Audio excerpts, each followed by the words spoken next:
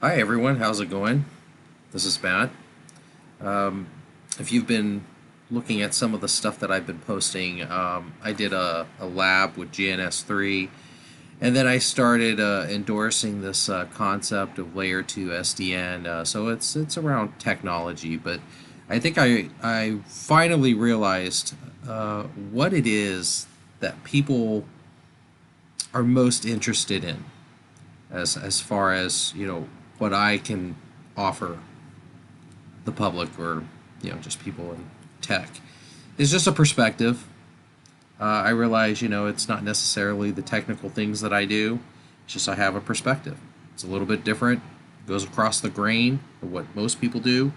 It's what I call herd mentality.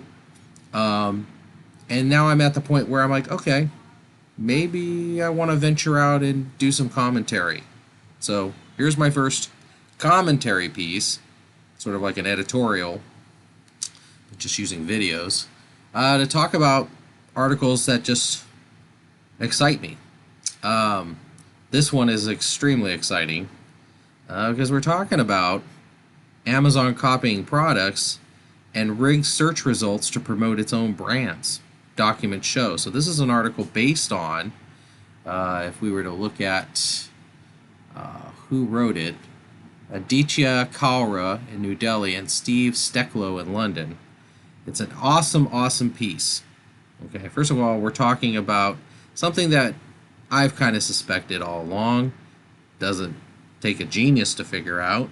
If you're one of the biggest online stores in the world and you have all this internal data of customers and about customers, your clients would be the merchants, that sell on your platform.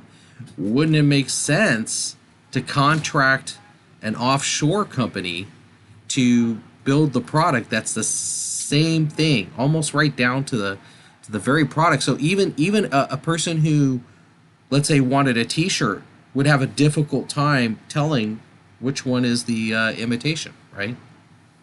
Makes a lot of sense.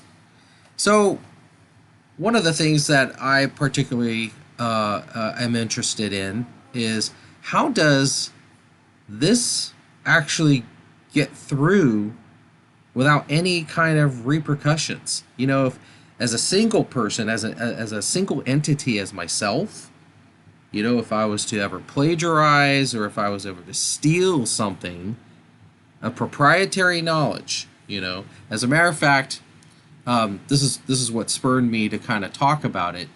Down here, let me see if I could do a quick little search here.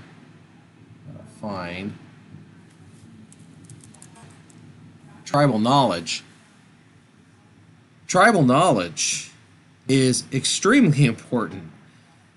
What defines tribal knowledge? Okay, well, here's how I would define what that tribal knowledge is. In my experience, there's one or two people that know a product inside and out, and it's not even necessarily the developer.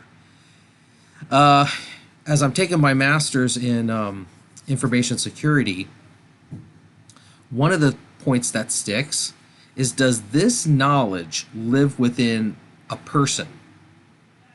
What is it? And then you evaluate if this knowledge makes or breaks the project or the tangible.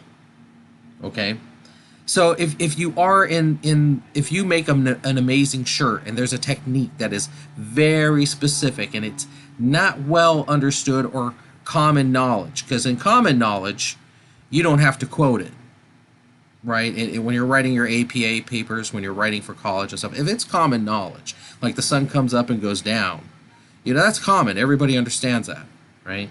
But about this T-shirt company is, what if there's an intrinsic method of making the material do something that it's never been seen before, right? So then you would have a bigger company like the Microsofts of the world or whatever, and they realize that it would take so much time and resources to guess. I mean, they could probably reverse engineer it and guess it, but then how much time is that as opposed to just funding that small startup in the hopes that some of that tribal knowledge gets leaked or they figure it out, right? So that's what tribal knowledge is. It's very proprietary. Those are the things that should be protected. Okay. As I learn to break things down in my mind on, the overall concept, well, that's not tribal knowledge. Anybody could opine or gainsay, how something is done. You could say that the Russians did it a certain way, but that's just an educated guess. You don't have the tribal knowledge. You don't have a physical body in there. You don't have tangible evidence, date timestamps, nothing specific, nothing of substantiality, right? So the funny thing about talking about this is I specifically used the term tribal knowledge in a past project, and I got blasted. Like, it was almost an insult. And the insult came from the fact that this one engineer did know specific things about this product, and for me to try to write it in a document, the insult was that, oh, how dare you say I'm trying to hoard information. But what he's really doing is trying to protect himself, right? Because does this tribal knowledge belong to the individual, or does the tribal knowledge belong to the company? And if it belongs to the company, who's protecting it from larger companies trying to, take it? We're getting into a big discussion where at the individual level, I don't feel it's easy to protect that tribal knowledge.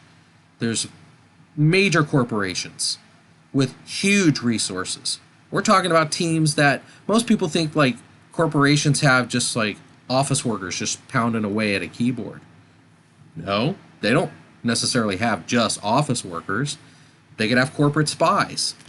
They can have an arsenal of teams that are not known about. Okay, so this tribal knowledge is an intrinsic piece of what I believe in, and that is tribal knowledge and your methodologies and how you do things is what helps you bring value, right? So what I'm saying is what is people could just figure out.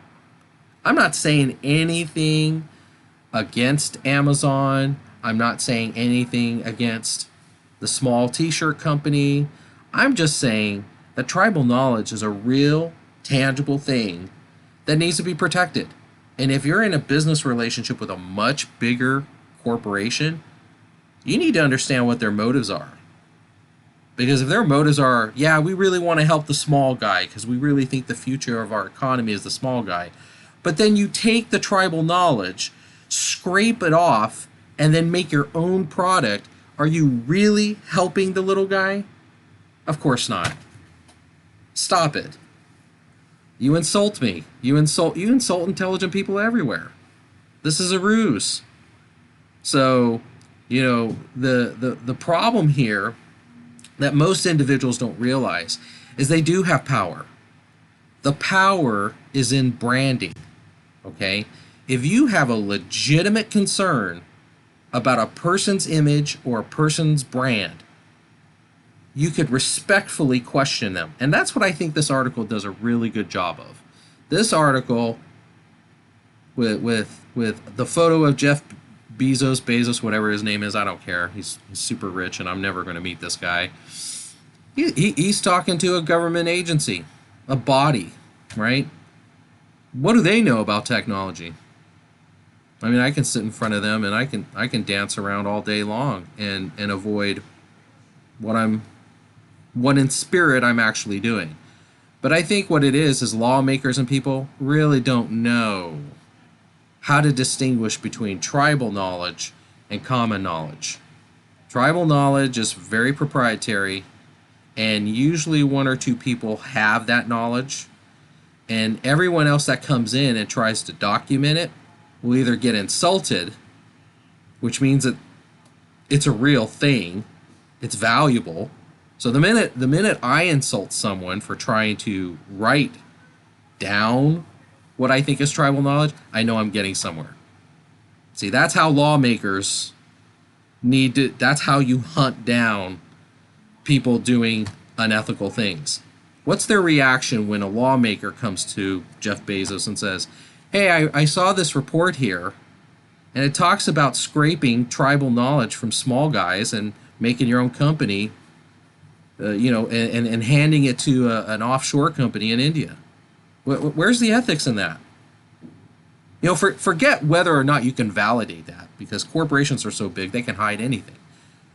Just ask them, what do you think that's ethical? What's the answer to that? If Bezos says, yeah, it's totally ethical. Okay, well then now that fits the business model, doesn't it? He says, no, absolutely not. It's not ethical. We protect the little guy, which is laughable, but we protect the little guy, and we have no intention of selling out their proprietary tribal knowledge stuff to our offshore companies, right? Now you can start digging into the evidence. Well, let's talk about that tribal knowledge.